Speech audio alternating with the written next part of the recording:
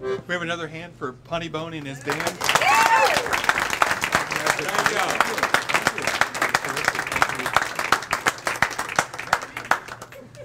I'm Steve Davis. I'm the assistant curator here for the Southwestern Writers Collection.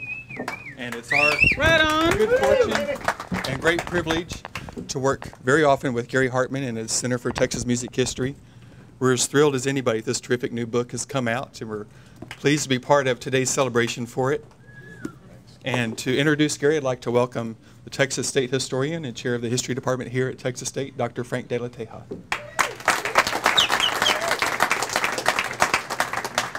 This has obviously been set up for someone taller, which isn't hard to do. Thank you for being here this afternoon. This is a great opportunity to recognize Gary's individual efforts instead of his collective efforts on behalf of the Center for Texas Music History, because we all know that he's a hardworking scholar on top of being a hardworking fundraiser and musician and promoter of the center. And when I was asked to do this introduction, I came to the realization that Gary was, and it's been a while back, and those brain cells aren't as well exercised as they might be, but I believe, if I'm not mistaken, that Gary was in my very first Texas history class here when I was arriving and he was graduating. And so, and I can only believe that the reason he has gone on to pursue Texas history is because I confused him so much. But in any case, he went on to do his PhD work at UT, and he didn't work on Texas music or a Texas subject. He did immigration and ethnic studies, and his first book is on that subject, and that tells you something about the trajectory of his career. An opportunity came along. Greg Andrews had an idea for doing Texas music history around here. Gary and he became co-workers in developing the concept of the center. Gary decided to take that on as kind of a second full-time job, because let me tell you, being a history professor all by itself is a full-time job. So he's got two full-time jobs. And I know about having multiple full-time jobs myself, so I can tell you that he's earning every penny that we don't pay him. And we need to talk about and we can talk, right? And over the years, he has made the Center for Texas Music History not only a San Marcos presence, an Austin presence, a regional presence, but now a national presence. He's over the last few months, on top of everything else, he's managed to develop programs on National Public Radio, on public television. So the Center for Texas Music History has nowhere but up to go, and it's already been doing well, and greater things are on the way. So that's his public side. But on his scholarly side, I hope that this will be the first of a number of other volumes that has Gary's name on it, either as author or as editor, because on the scholarship side, again, he has developed a program with Texas A&M University Press and a new publication series, of which the History of Texas Music is the first volume, and we're hoping to get regular volumes from here on out. That's due to Gary's efforts. And I could stand up here and talk more and more about all of Gary's activities. But he's a real nice guy, and he does come and talk to me. And the nice thing about him is that he knows that when I say no, I can't, it's because he knows that I can't, and not because I don't want to, because I really do want to. Gary and that program are worthy of your support, and so thank you for coming out here today. I'll let him take over from there.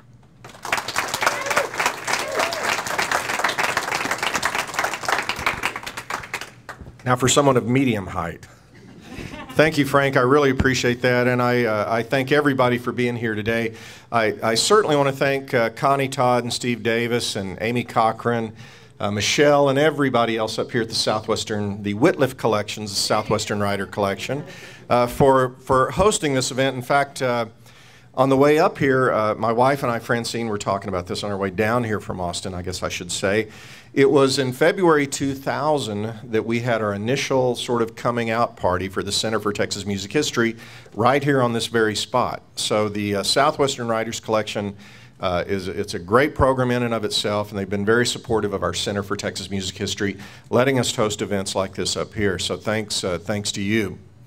I also want to thank Tom. There's Tom and Marianne from Texas A&M Press who are here today, and thank you. Marianne actually designed the book, and I had not met Marianne until today, but Marianne put the cover together, arranged the photos inside, and sort of determined how the headings for the chapters would go and so on, and I think just did a great job. So thank you for that. And Tom did a whole lot too. In fact, I didn't actually meet Tom in person till today too. We've corresponded so much by phone and email over the past 3 years that it seems like he and I should be best buddies. And but he's helped very much on this, as has everyone at Texas A&M Press. So thanks to all of you, and thanks to Pawnee Bone and the guys for providing music. And I'm especially honored that the mayor of South Austin, Texas, came all the way down here to be with us today. Mayor Danny Roy Young. Thank you for that. Now, Danny, I did tell you, though, that you can't start disrobing until after the ceremony, though. Okay, good. Just wanted to make sure we had that straight at the beginning this time. So, good. Well, thank you all for being here, folks. And I typically at book signing events like this, the author does read a little bit from their books. I'm going to do a little bit of that, but I won't do too much because this is, since it's not a fiction work, I don't really have any sort of little story to tell you that I could unravel or pull out of here. I will do that a little bit, but what I want to do first is follow up on something that Frank de la Teja, the chair of our history department, mentioned. We started the Center for Texas Music History here at Texas State University. We officially were approved for that back in 1999, and then we really launched it, as I said, up here in February 2000. We weren't sure at the time how people would respond. We felt that there was a need for a university program that focused on the preservation and study of Texas music history, because nobody else was doing that. As it turns out, it's been phenomenally successful. We've developed all sorts of new, innovative, groundbreaking programs focusing on the preservation and study of Texas music history. No one had anything like it, and still no one does. So we're way ahead of the game. People are recognizing us not just from across the country, but around the world. We have the Journal of Texas Music History now. We have our Texas Music Oral History program, in which we send graduate students out to collect oral histories and preserve that part of Texas music. We've done a series of CDs. As Frank also said, we now have a weekly show on NPR that's called This Week in Texas Music History. If you're not familiar with it, it airs every Monday morning at 6:30 and 8:30 a.m. Locally on KUT 90.5, or you can find it on their website.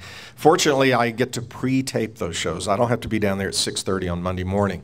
We're also working on a TV series called Texas Music Cafe for PBS, which we hope to have out in early 2009. So that's just a fraction of the many programs that we have. So we've been very busy doing a lot of important stuff, and we thank all of you for your support. I will also say that for me today, is this still coming out? It sounds like it went dead. Okay. Okay. Am I too loud? Okay. I was afraid my shirt would be too loud, but wasn't thinking about myself being too loud. To me, more important, this day is more important in a way for me. I'm trying to find a good way to say this. To me, today is not all about this book by any means. In fact, for me, as proud as I am of this book, it's really secondary to something else that this represents today. For me, the most important thing that we are doing today is launching a new book series. And that's another one of our projects that the Center for Texas Music History has taken on.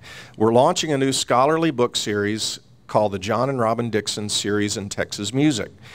It will be a series of scholarly books from noted historians of Texas music from across the state. We'll be covering a variety of topics. We plan to put out at least one book per year. And again, this is part of our larger effort to educate the public about how important music is to the history and the culture of Texas, and part of our effort to preserve all of that for future generations. I can tell you that this book would not exist today, nor would the series exist if it weren't not for this couple sitting right up here in the front row, John and Robin Dixon, whom we have named the series after. John and Robin, if y'all wouldn't mind standing up for just a minute. Folks, if you don't know them, this is John and Robin Dixon. And thank you, John and Robin. And they're here with their sister and brother and their kids and parents, and we're glad to have all of y'all here. For those of you who do not know John and Robin, John is a graduate of Texas State. Was it 78, John, or something like that? 85, I'm sorry. Wow, boy, okay, I've got to buy you some beers to make up for that, don't I? Okay. I was just thinking of you as a kid genius is what I was thinking. That must be what that was. So 85, okay. Well, that shows my age. But John has worked in support of Texas music for all these years. In fact, you started while you were still a student here. You organized events with Texas music involved. They have gone on to build Dixon Productions, which is one of the biggest producers of music festivals and other musical events in the entire Southwest, and they even work outside of the Southwest.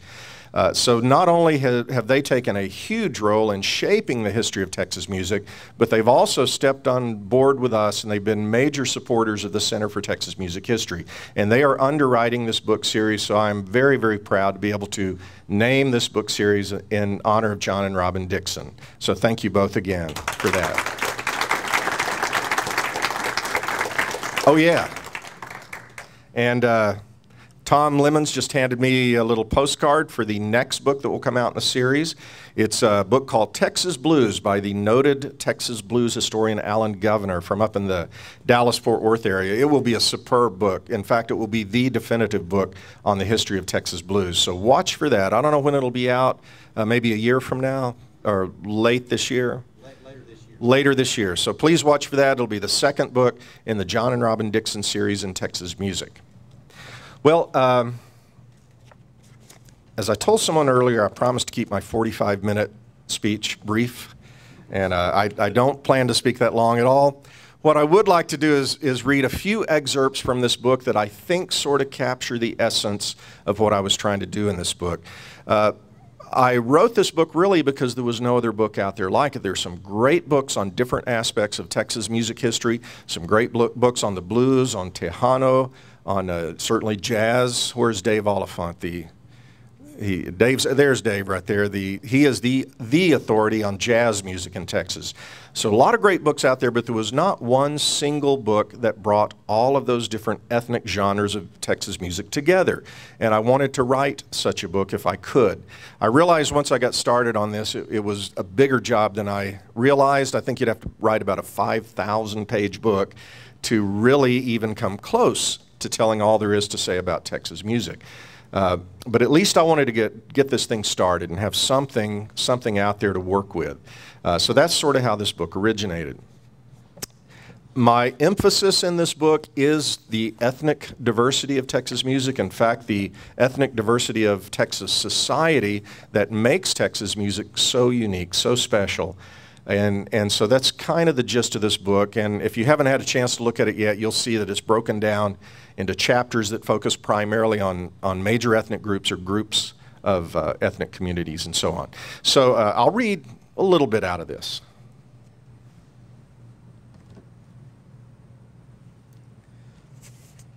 I'll pretend that I am a fiction writer. Let's see. Well, perhaps the best place to begin a discussion on the history of Texas music is with a question I've so often heard from students and others. What exactly is Texas music? Well, first and foremost, Texas music is extraordinarily diverse. Although many people may think of country music when they think of the Lone Star State, Texas actually encompasses a wide variety of ethnic musical genres and regional styles. These include German and Czech music in Central Texas, Conjunto and Tejano, radiating northward from the Texas-Mexican border region, Western swing and honky-tonk stretching from the grassy prairies of West Texas to the Gulf Coast, the Cajun and Zydeco of French-speaking blacks and whites in East Texas, and blues, gospel, ragtime, jazz, rhythm and blues, country, folk, pop, rock and roll, rap, hip-hop, and many other types of music that can be found in rural and urban communities throughout the state. This leads us to a second important question. Is Texas music truly unique compared to other forms of regional music? To a certain extent, the answer is yes. Some types of music are native to the Southwest, and Texas has produced a number of artists and musical innovations that are distinct in many ways. However, it would be misleading to suggest that the Lone Star State's music is completely different or somehow separate from other types of regional American music. Quite the opposite is true. Texas music has evolved alongside and in conjunction with other forms of regional music, and it has deep roots extending outward to other parts of North America and around the world.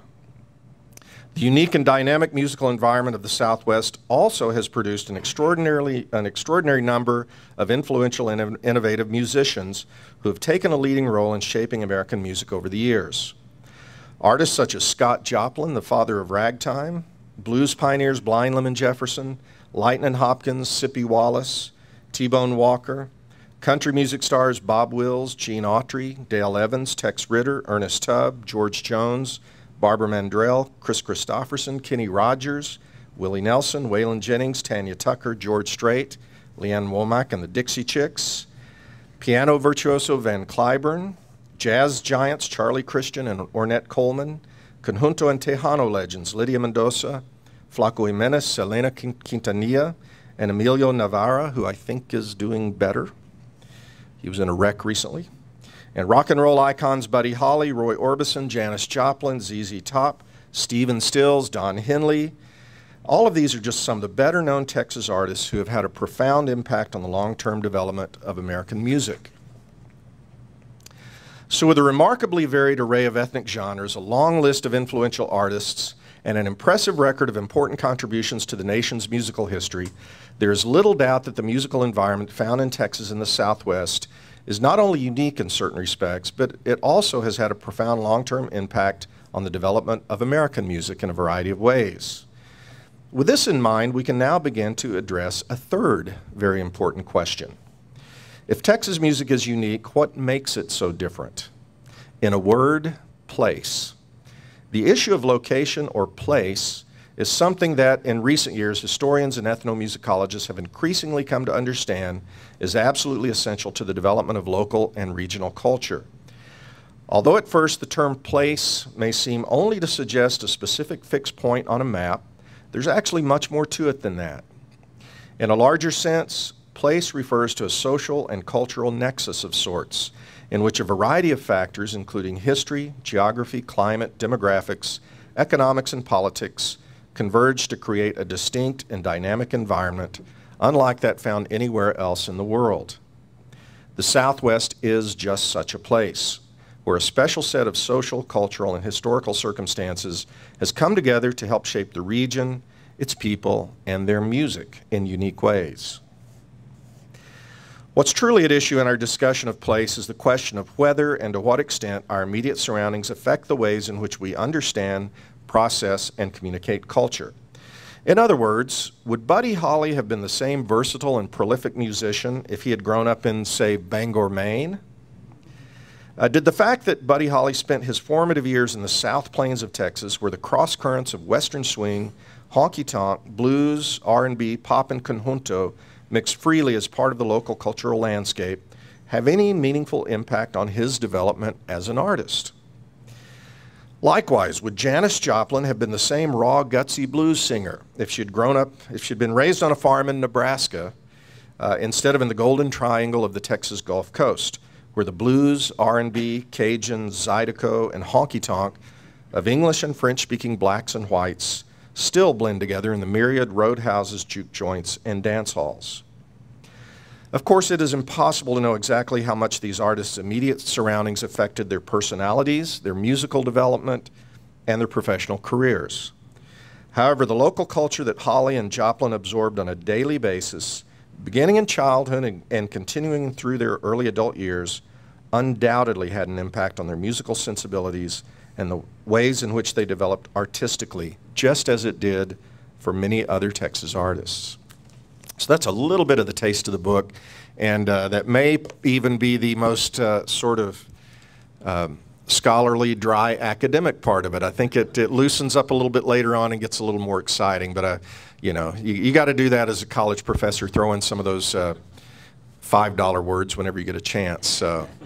But I do thank you all for being here, and I'd be happy to answer any questions or hear any comments or anything like that. And when we do finish with our the Q&A section, unless Steve or Connie or anyone else has something else planned, we'll move the podium aside. We'll let Pawnee Bone and the great Squeeze Tones get back up here and play some more, and then we'll meet over here and have refreshments and signed books and stuff like that. But does anybody have any questions or comments? Yes, sir.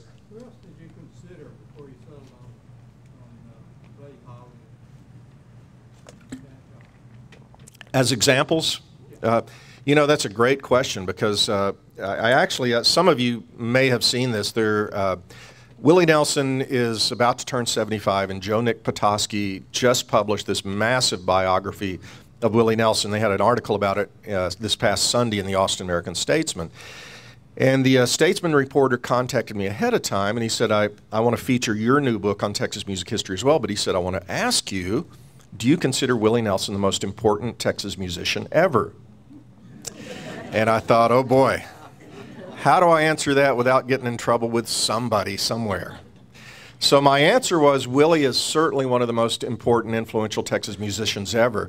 But I said, when you start going down that list of Texas musicians who have been so influential in so many ways, and who have not just been influential themselves, but have been influenced by the diversity of musical cultures that are home here in Texas, you could pick almost anyone. And Scott Joplin is a good example. I do talk about him in the book, how he not only was influenced by the African-American music around him as a young black man in East Texas, but he also loved John Philip Sousa and marching band music and all of that stuff. He brought in classical music. In fact, he was a classically trained pianist, classically trained by a German immigrant who was one of his main teachers.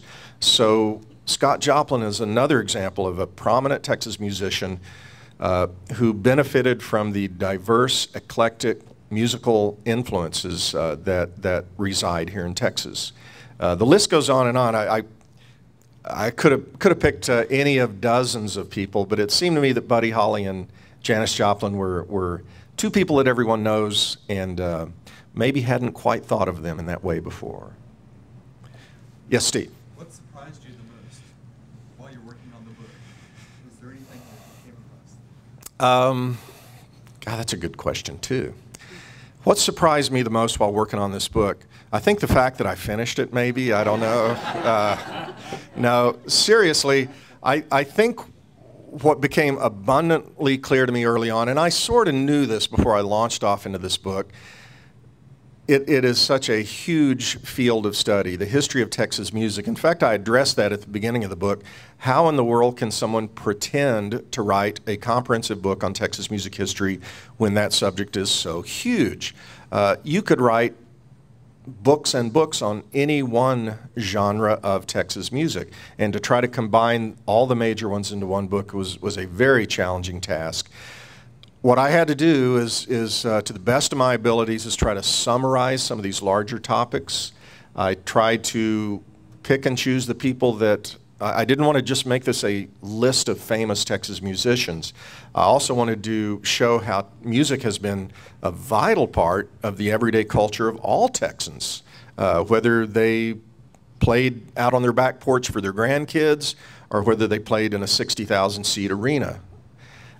So I tried to capture as many people as I could. I tried to explain the underlying cultural and social issues that have helped shape this music, and I know already that I've left some people out, and I know that I'll hear about that.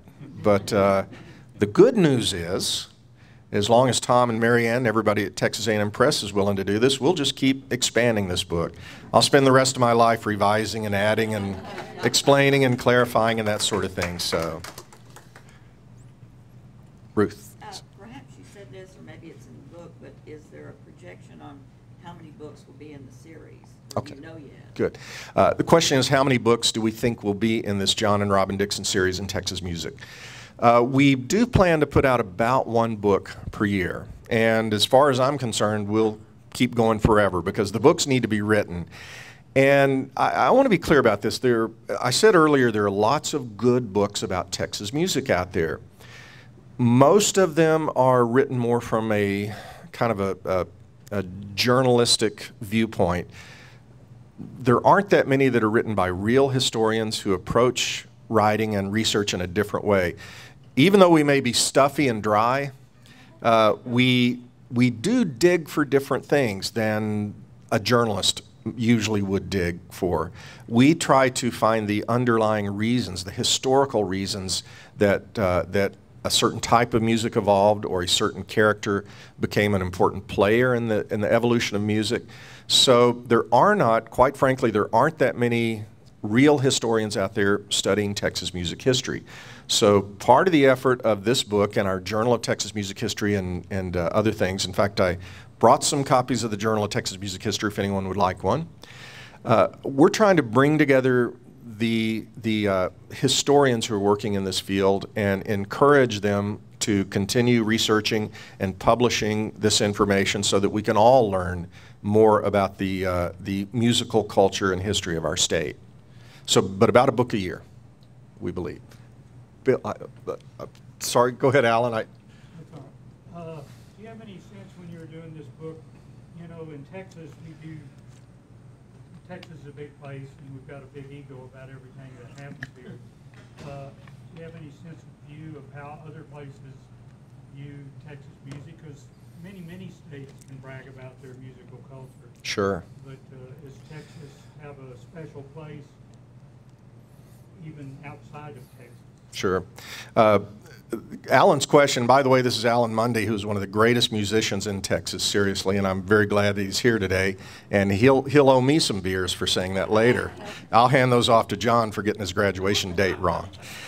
Alan asked a really good question, and I do try to address that in there. The one thing I didn't want to do, or one of the things I didn't want to do with this book, was just make it sort of let's brag about Texas. I mean, I'm a native Texan. I've lived here most of my life, and I am very proud of Texas, but I didn't want to just make it another one of those books that, again, brags about Texas. I wanted to really look at this and ask, is there something unique going on in Texas, or have we just fooled ourselves into thinking that there's something special going on here? I think there is something different, and I don't try to argue whether it's better or worse than other music elsewhere. I just argue that it is a unique cultural and musical environment here, and it has produced certain expressions of music that you do not find elsewhere. I think you can not just look at the different types of genre. I mean, we think of Louisiana when we think of Zydeco or Cajun, but what even many Texans don't know is that Texas has been extraordinarily important in the development of Cajun music and Zydeco. In fact, some of the first Zydeco records were made in Houston, and some of the biggest figures in Zydeco music lived in Texas. They may have been born in Louisiana, but they came to Texas and stayed. So I do get into that whole issue of what is special, if there is anything special about Texas, and how does it compare to other regions and so on.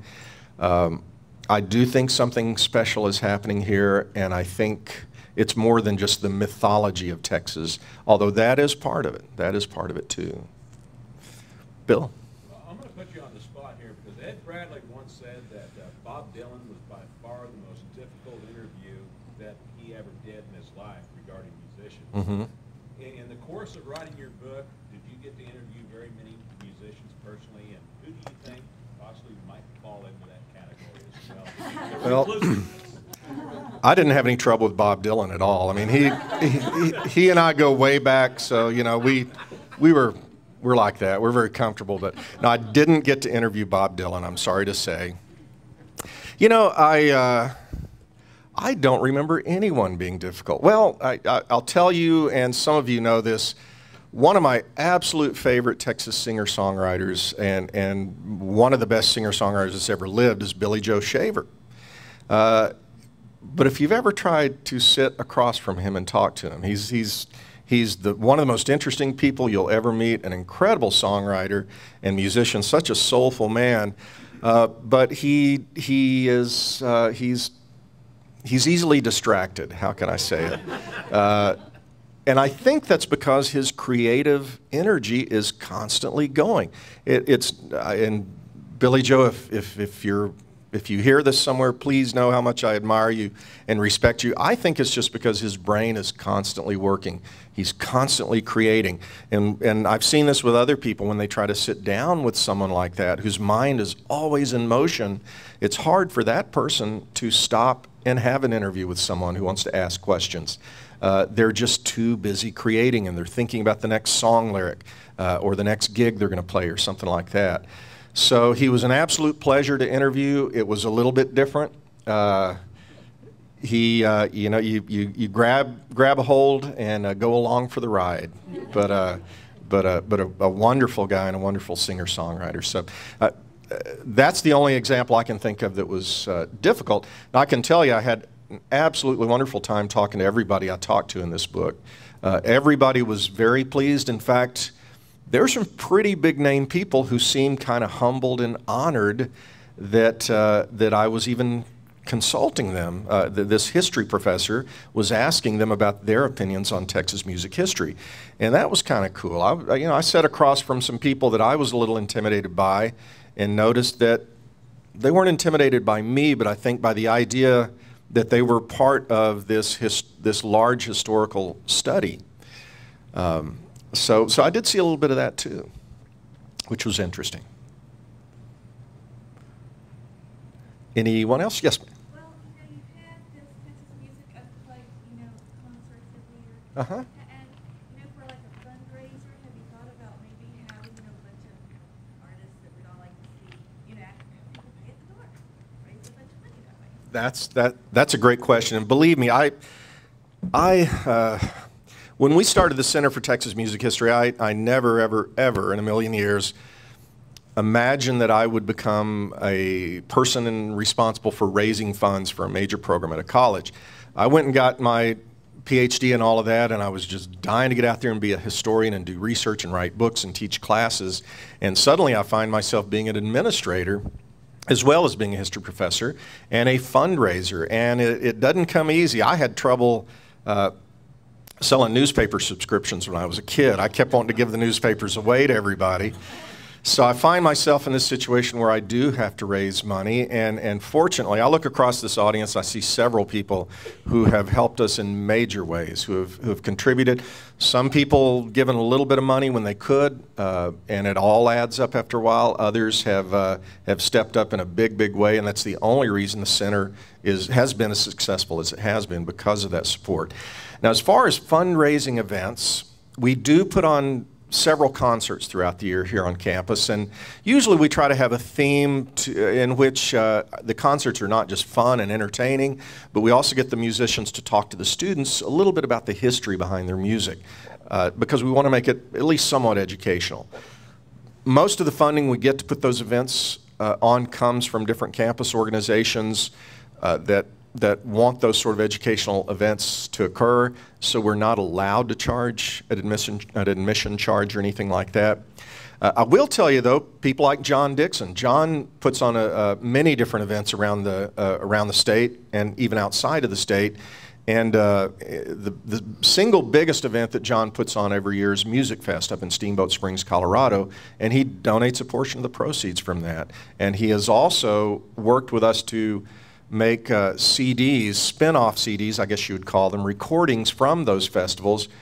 We just made one with Robert Earl Keen, a tribute to Robert Earl Keen with Robert Earl Keen and all these younger artists who are influenced by Robert, that will become another fundraiser for the Center for Texas Music History. So in some ways, we've been creative and we've found ways to have events or products. We have a whole series of CDs, I think we'll have 6 of them by now, that we do as fundraisers to help.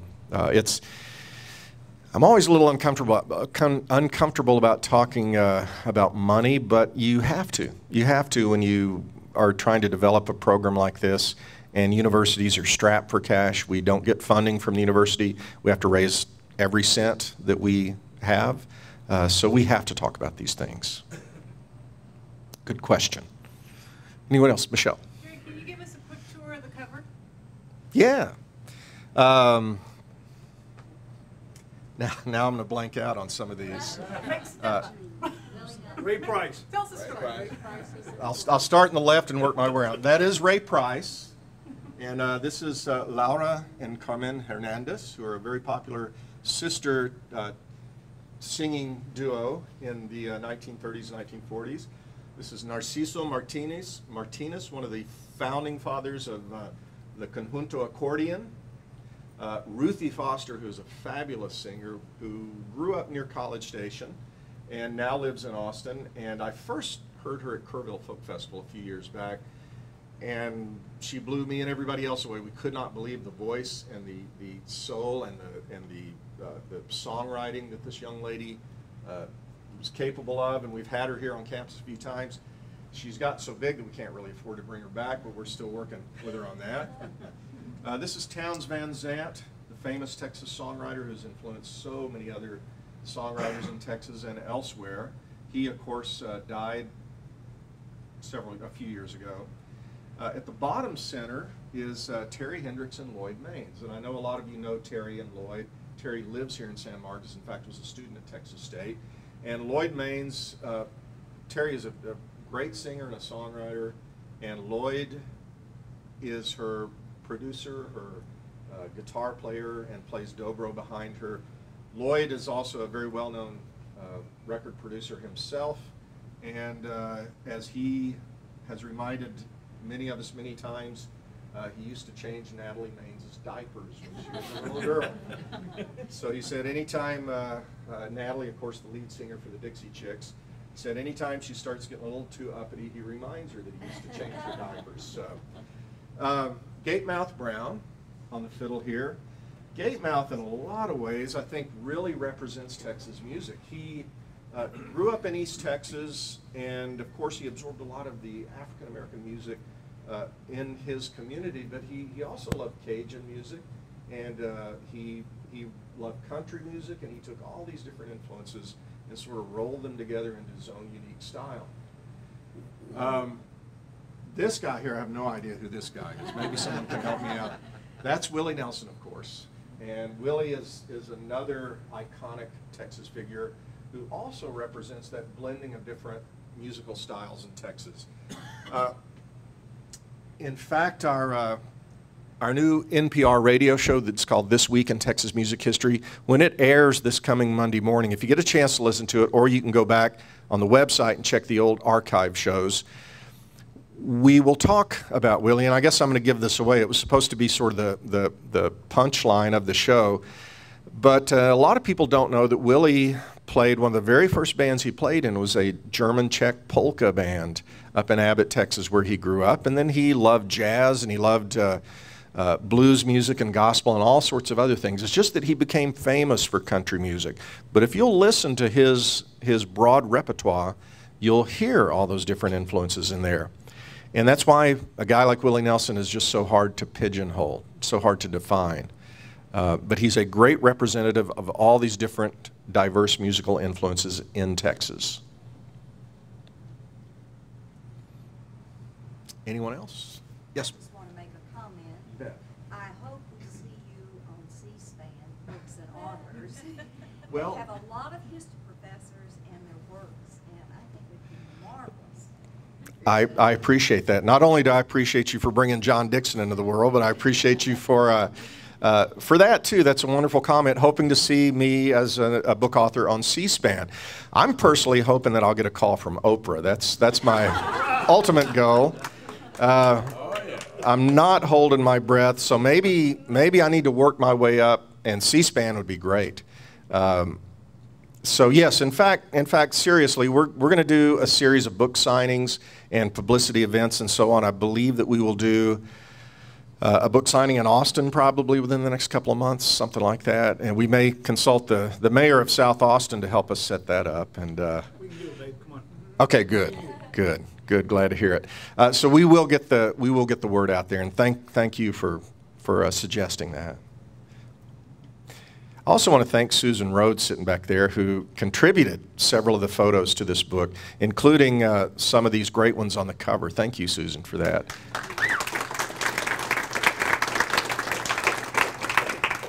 I'm going to point out Dr. Kevin Mooney sitting over there too. He's in the School of Music here, but he's been a very active participant in the Center for Texas Music History since we founded it, and has helped us in a lot of ways. And I know there are plenty of other people out here that I could recognize.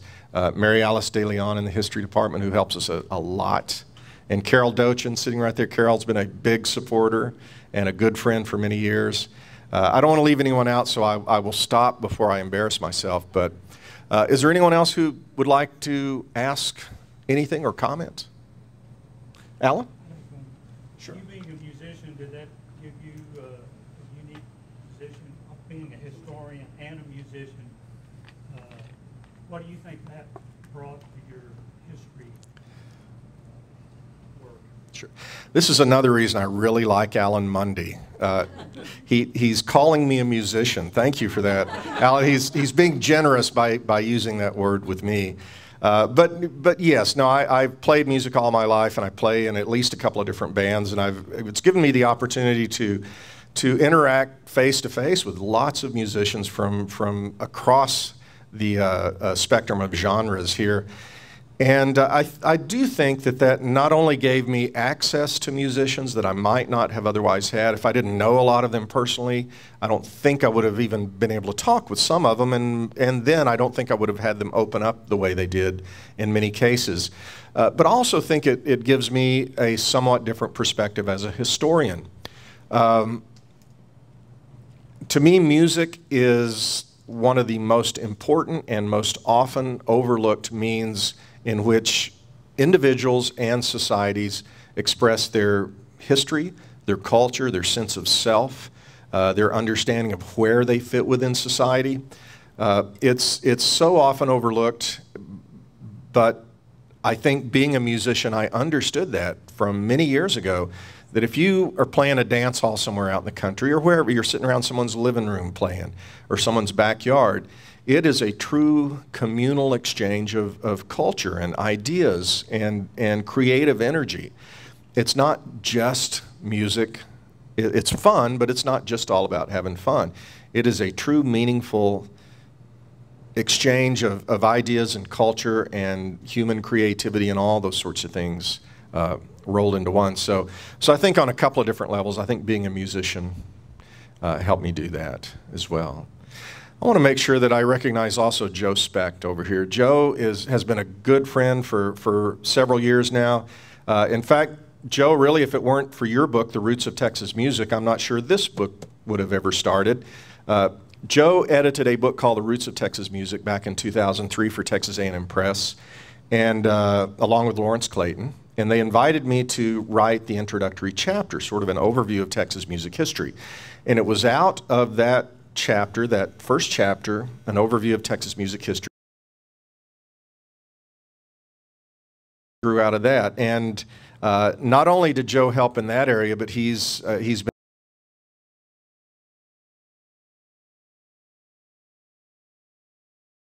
and stuff like that over the years.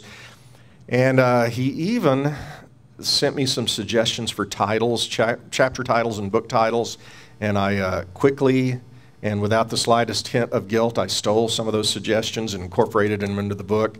But thank you, Joe, for all that, too.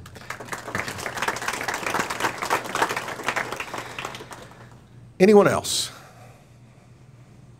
Yes, John. Yeah, I just want to thank Dr. Hartman for his passion and interest in Texas music history, because that's so important, not only for our musical heritage, but also just culturally, just to find out where we came from. And I think it's going to help us what's going on now with all the music changes and so forth. But I can't say enough great things about the Hartmans and how much music means to them. And for them to produce this book and be behind a series is wonderful for everybody. We're all going to gain from this. So thank you, Dr. Hartman. Thank you, John. Thank you. Thanks. Anybody else? Tom, would you like to say a few words, or you? Sure. Entirely up to you. Should I come up here or should I stay Sure. back here? I don't know. No, you can come up here. It's Tom Lemons from Texas A&M University. I'm the managing editor at Texas A&M Press. Thank you. I had the privilege of also doing managing the hands-on editing process of this book. And as a former musician, my undergraduate training was in music. It was a real thrill for me to get to work on this book. And part of me thinks it's kind of weird that a university that doesn't even have a music school would have a series on Texas music, and yet Gary has done what Gary has done so well in this book and in his remarks here this afternoon has captured that when you think about Texas music, you have to think about Texas people, Texas culture, Texas history, everything that makes us what we are collectively and that makes this place what it is. And that's all that stuff's really, really important to us at Texas A&M University and at the University Press. And so we're very, very proud and very grateful to be able to host this series and publish these books about stuff that, and it's really cool for me to get a chance to work on it and to get to find out more about these people that I've admired for so long.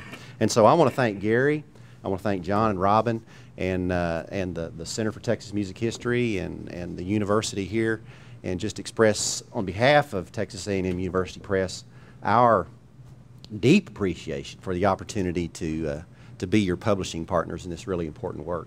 Thanks, Gary. Thanks, Tom, and thanks again to everyone else. If anyone has any other comments or questions, feel free to jump in, and otherwise, we'll turn things back over to Pawnee Bone and the Squeeze Tones, and we'll sign some books and maybe dance a little bit, and who knows what else will happen. So, well, thank you so much, folks. I appreciate everyone being here today. Thanks to all of you. Thank you.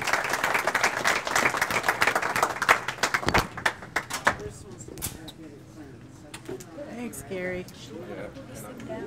I just wonder. Am I supposed to introduce those for the campus? Did you do that once already? I'm just wondering about. Pawnee, do you want a microphone? Do you want to come through the?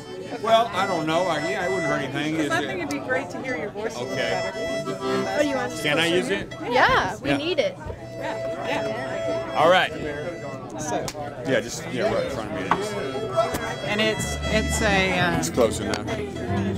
It's a condenser mic, so. Oh. So I'll turn it up a little. You won't have to get too close. Okay. Oh, good. Thanks for putting them on that mic. Hey, David. How you doing, bud? Hello. How are you? Nice to see you. You look good under fluorescent lighting. Oh, is this fluorescent lighting? For my age, anyway. Under light. Days can go on for a long time now. How's the world been treating you? Everything's fine. Good. That's good. Same here. Good. And the good news is I live in San Marcos now. Yes, I know you live just south of that Starbucks or wherever it is. Close to the Starbucks, north actually. But anyway, we better start playing a little music. But you got to go? No, we'll be around. All right, see you in a minute. What are we doing, buddy? Well, I don't know. Let's see. Huh?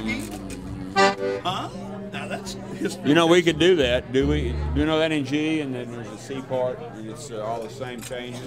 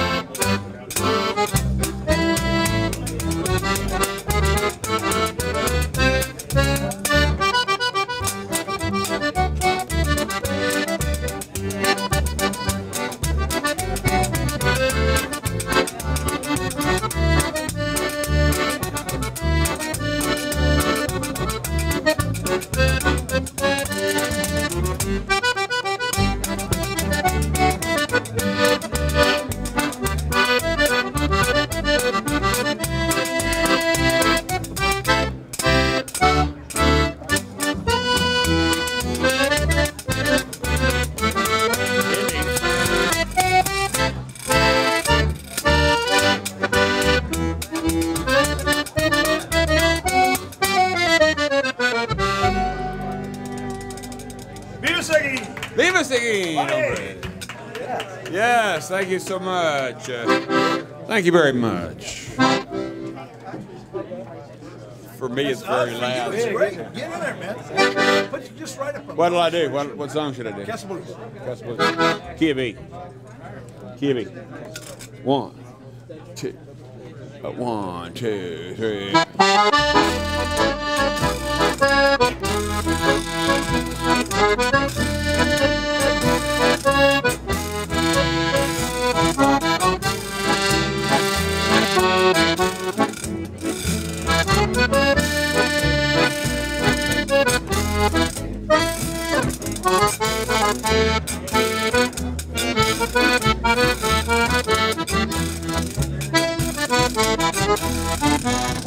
They say a man's home is his castle.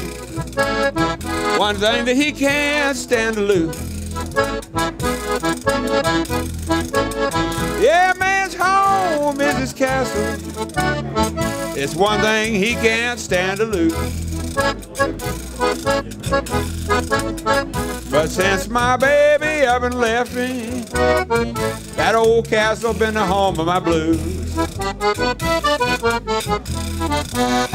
I come out here most every night, and I stay and stay till almost dawn. I come out here most every night, and I stay and stay till almost dawn. All the pretty women and the music help me forget my baby's gone. Oh, help me, Richard.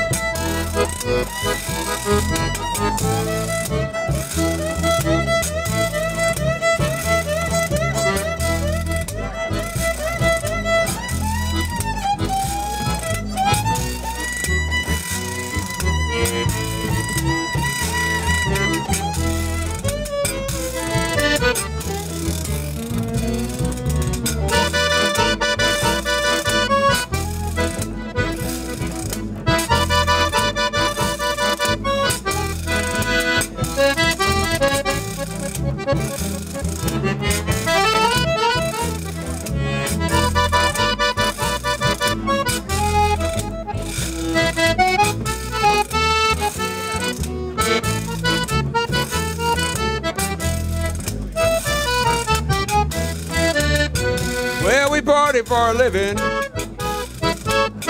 and we never ever criticize. Well, we party for a living, and we never criticize.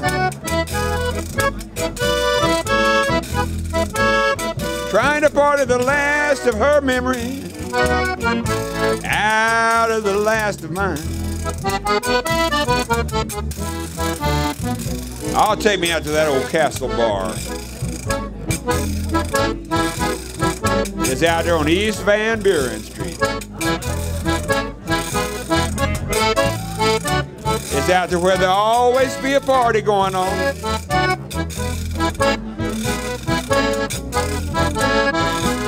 I'm talking about day or night. Standing. You know that's right. Oh, yeah. Thank you. Good idea, Danny. Good idea, Danny Young. Let's see. How about Zydeco Son Paso?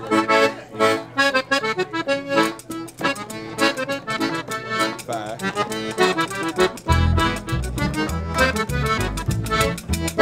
Zydeco Son Paso, Zydeco Son Paso, Zydeco Son Paso, mama, Zydeco Son Paso. Hip and tie, yo, hip and tie, yeah, hip and tie, yo, mama, Zydeco Son Paso.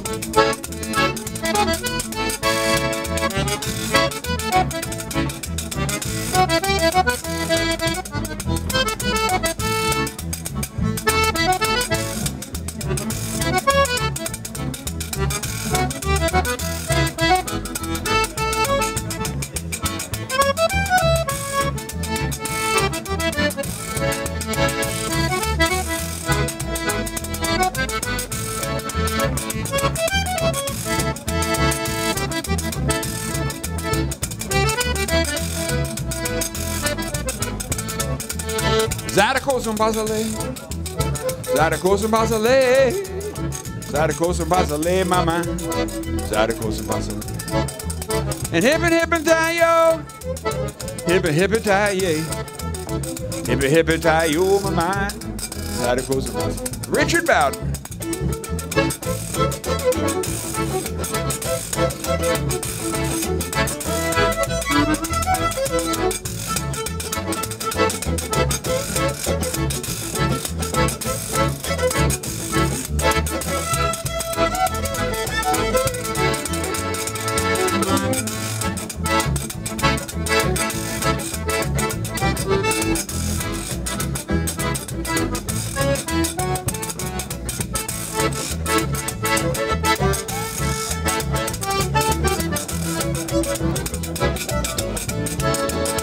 Zadakosum Basale.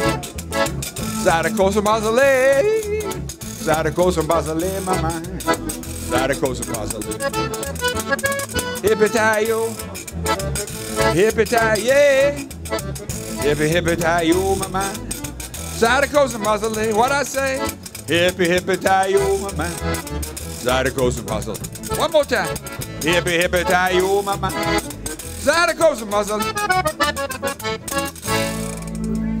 Hey! Yeah, man. Sounded good, Richard. Sounded good. Sounded good, Dave. Oh, yeah, we're supposed to be quiet. Not now, not now. Let's see. Key of G, I guess. We're about out of here, too, aren't we? Pretty close.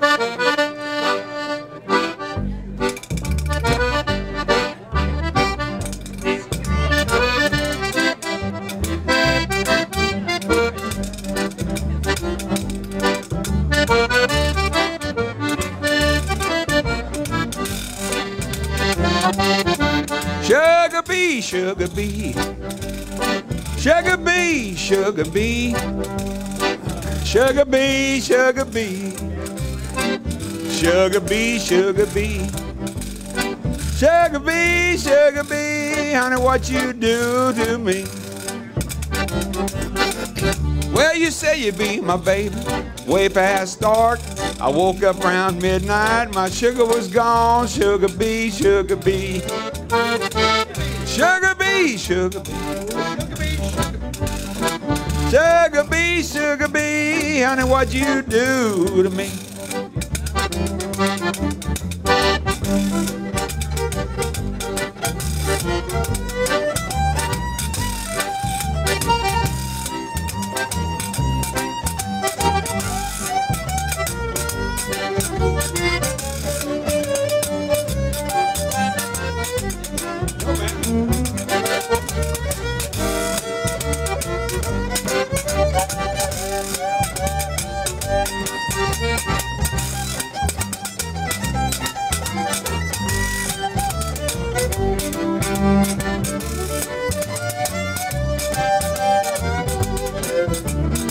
Sugar bee, sugar bee. Sugar bee, sugar bee. Sugar bee, sugar bee. Sugar bee, sugar bee. Sugar bee, sugar bee. Honey, what you do to me?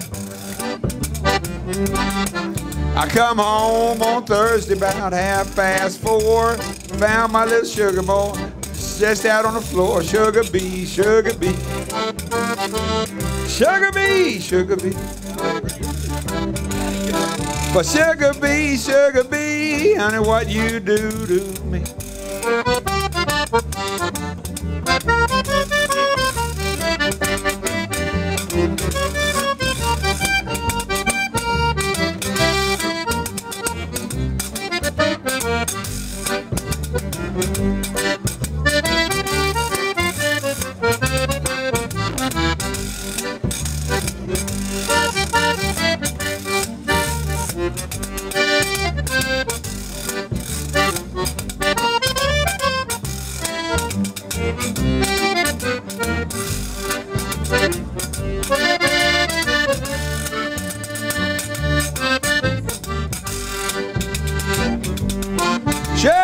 bee, sugar bee. Sugar bee, sugar bee. Sugar bee, sugar bee. Sugar bee, sugar bee.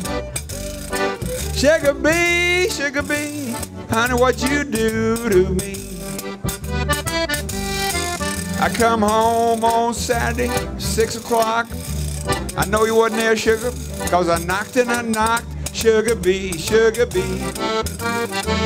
Sugar bee, sugar bee. Sugar bee, sugar bee. Honey, what you do to me? One more time, Richard.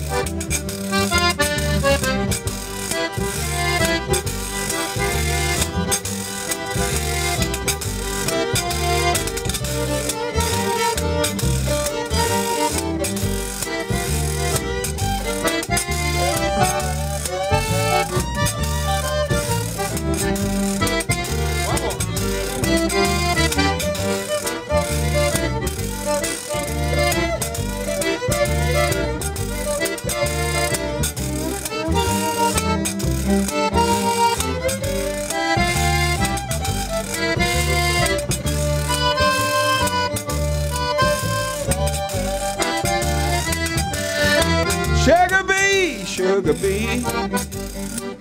Sugar bee, sugar bee. Sugar bee, sugar bee. Sugar bee, sugar bee. Sugar bee, sugar bee. Honey, what you do to me?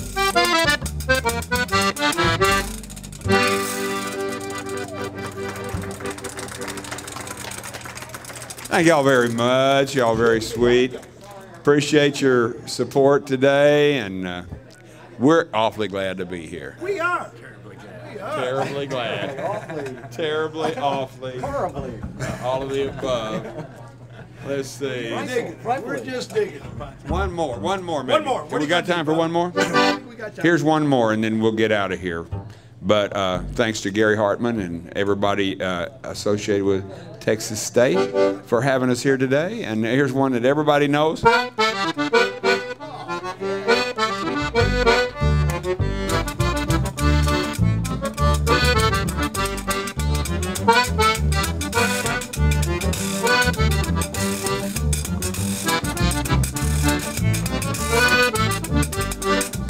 Don't mess with my tutu.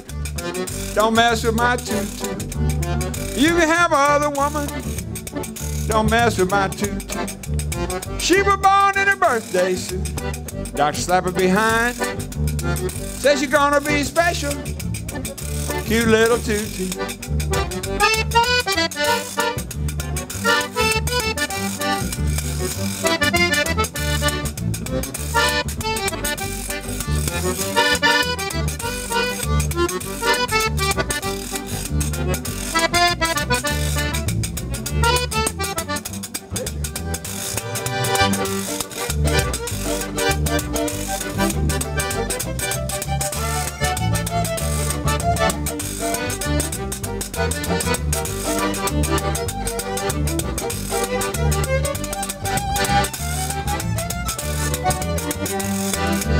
Don't mess with my tutu.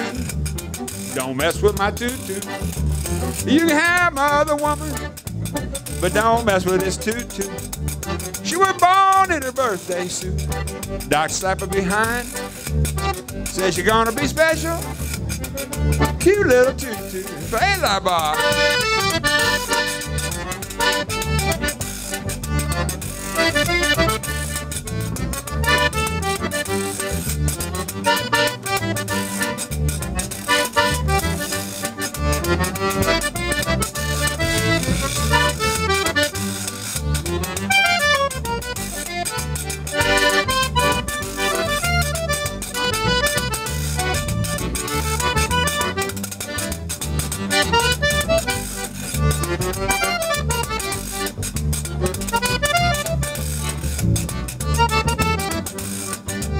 Now you can look as much, don't you much as touch. You're gonna have a case of me in your face. Don't mess with my tutu. Don't mess with my tutu. You can have other woman. Don't mess with my toot-toot. Here we go.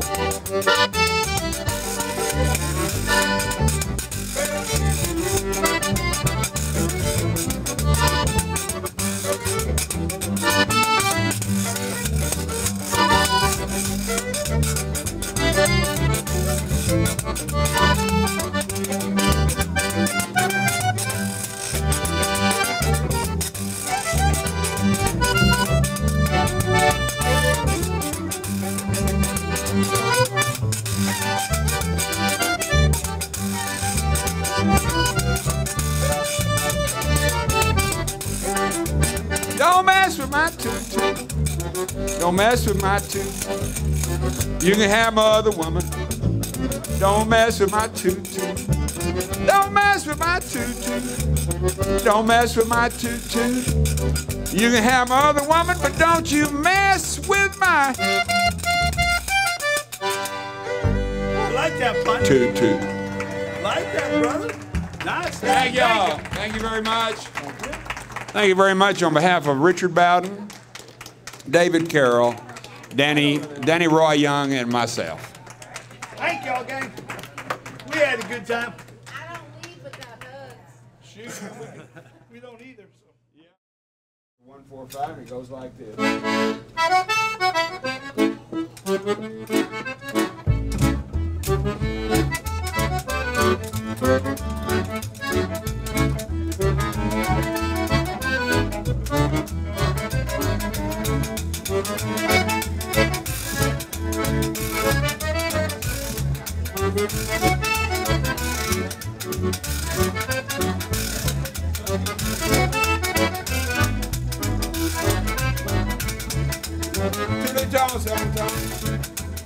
Every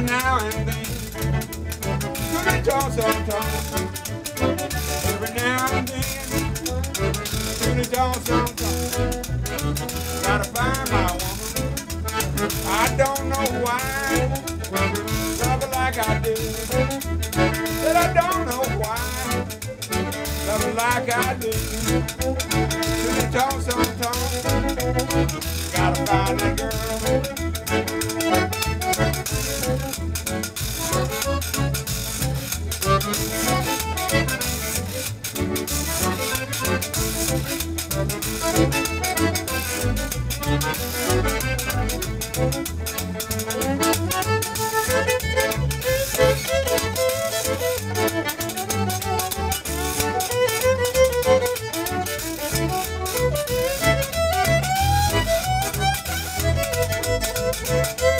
Hey, hey, hey, hey.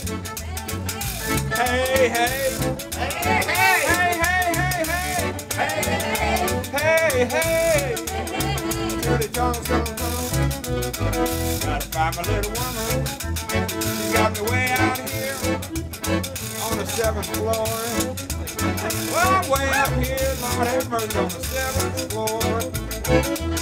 Dirty tongue, gotta find my little woman.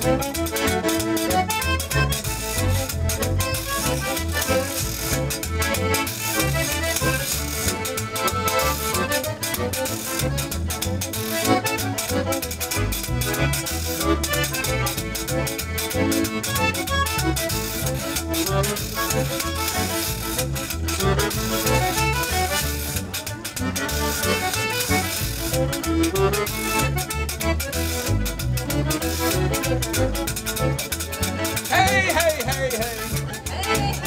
Hey, hey. Hey, hey, hey,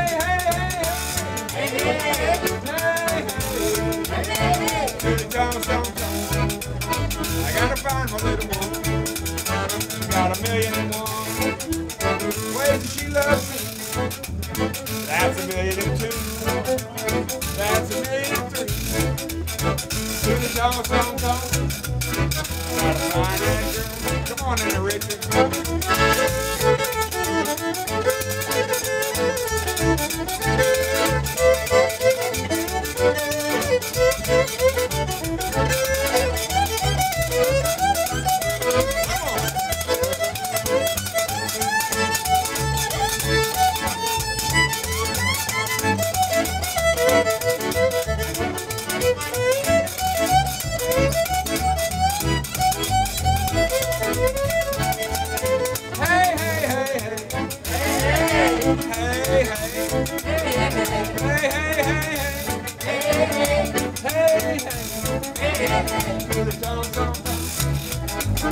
Gotta find my little woman.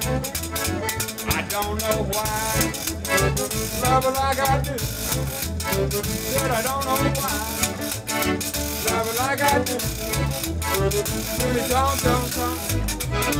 Gotta find my little woman.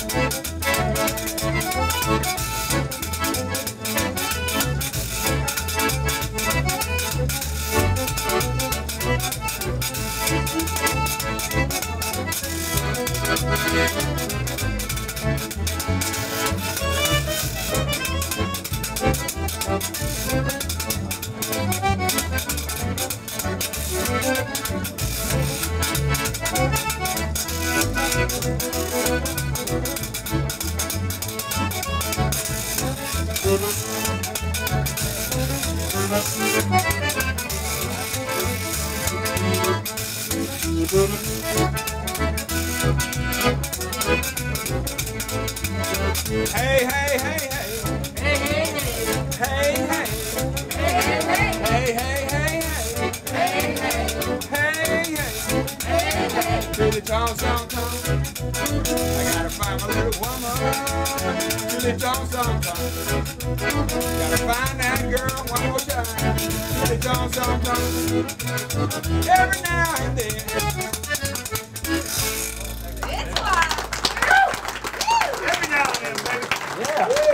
Thank you very much. Thank y'all very much. We've assimilated us, acquired a great band here this afternoon. Danny Roy Young on rubboard. Mr. David Carroll on bass. Mr. Richard Bowden on and I'm Tony Bone. And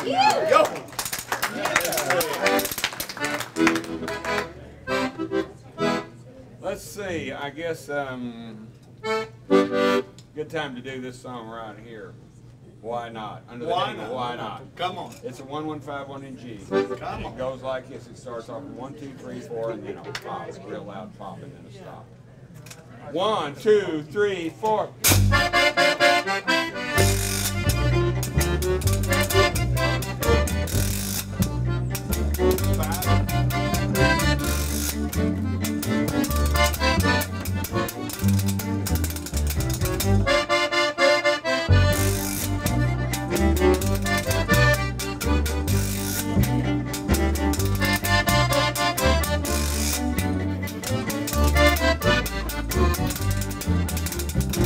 One thing about Louisiana,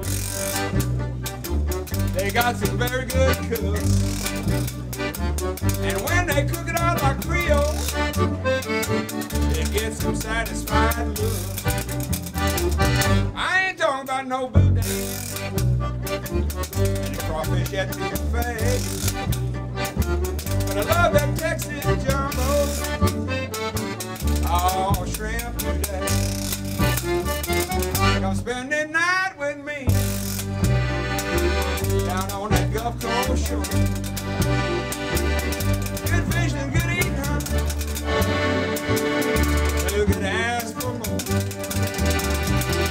And in the early morning, we'll go out on my boat and catch a Texas jumbo. Oh, mama, why we float?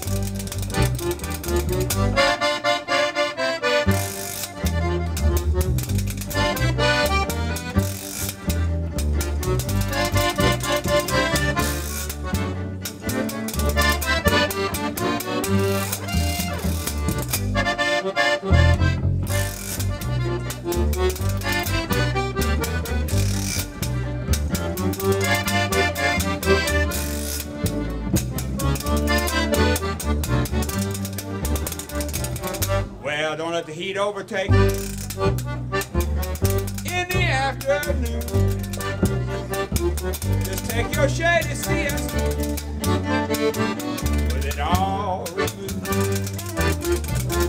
And honey, when you wake, bring something I can squeeze. I love that Texas jumbo. Yeah, if you please. Tell what I mean, Richard.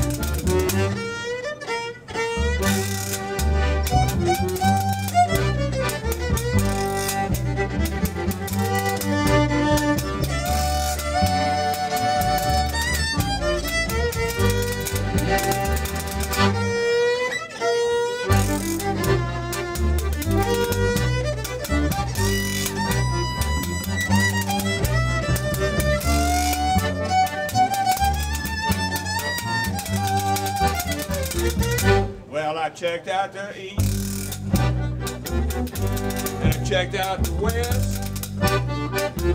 But honey, one thing's certain, I love the hill country of Texas, baby. I ain't just talking about your booty, crawfish etouffee. I love your Texas jumbo, oh, shrimp today.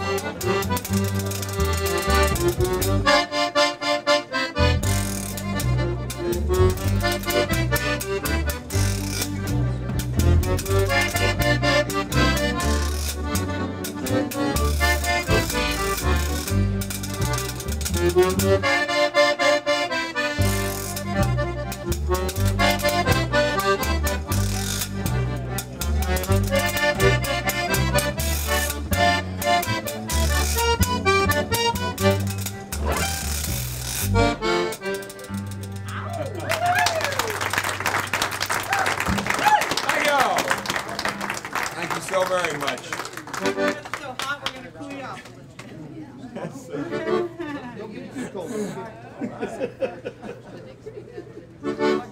Let's see.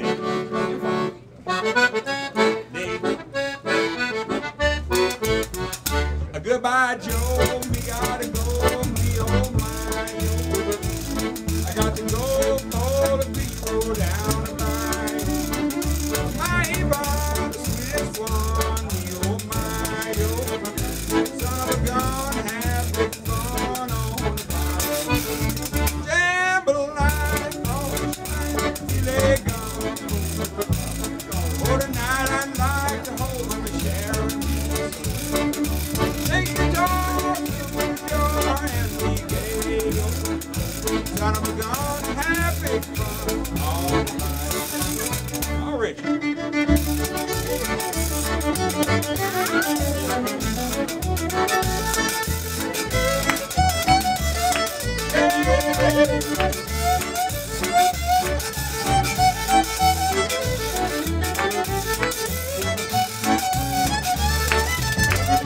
Thibodeau, Pompano, the place of buttons.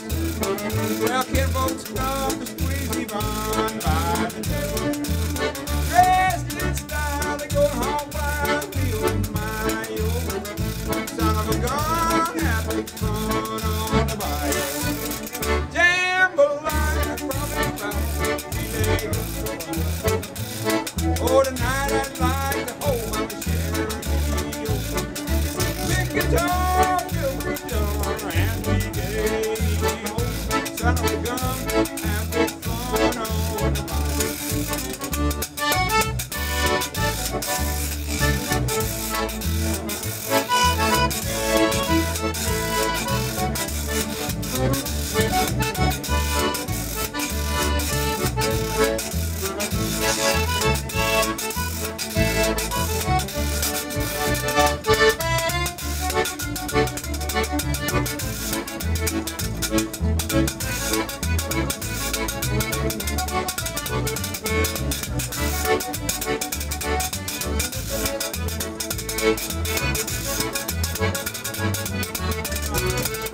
well, jambalaya, probably fine, filet gum. Oh, tonight I'd like to hold my chair. Big guitar, watch the VCR, and just listen to the radio. Son of a gun, have big fun on the patio. One more time.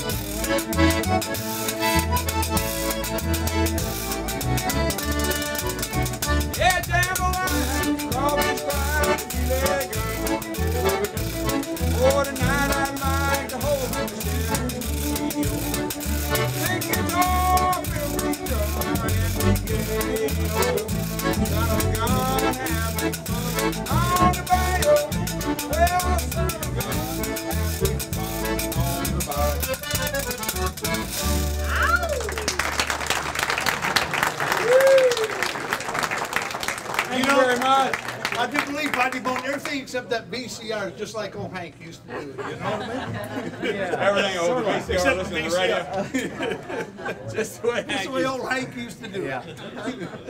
Oh yeah, I'm the guy that made up that line about hello. Well, anyway, without further ado, let's do the most famous waltz from over there in Louisiana while we're paying tribute to our sister state to the east. Key of A.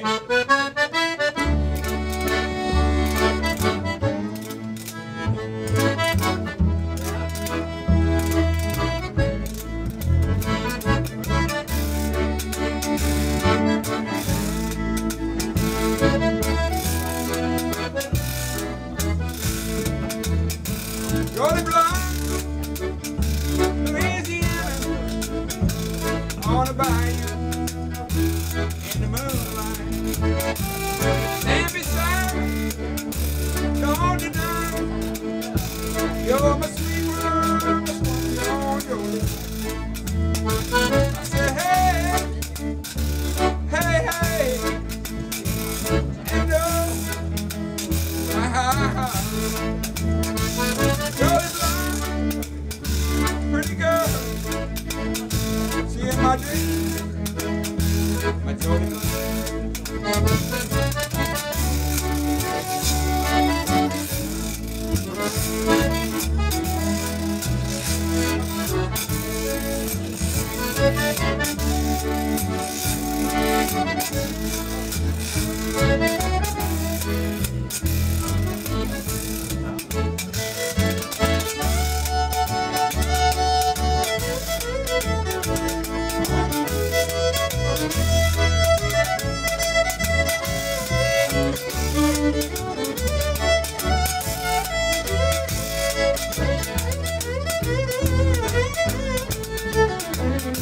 Jolly blonde, better look out, baby.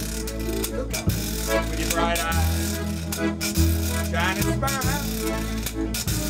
Well, the rise and the grave ain't to have a thing. I love that red wine, Jolly blonde. I said, hey, hey, hey, and oh, Jolly blonde, Jolly blonde, to Michael J. for Timberlake.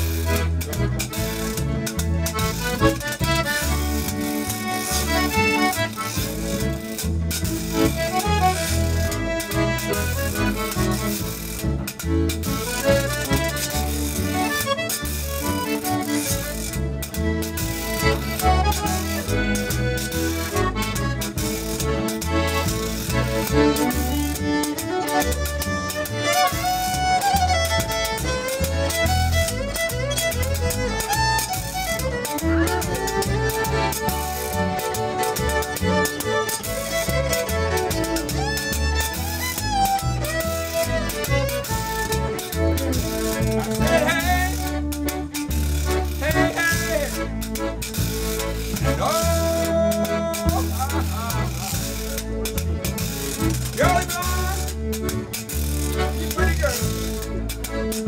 See you in my dreams, my Jolly.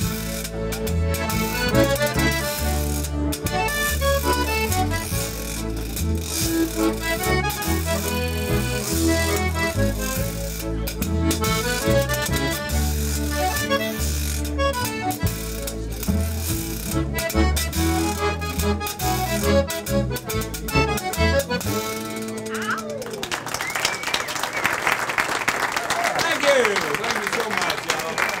National anthem. Louisiana. That is.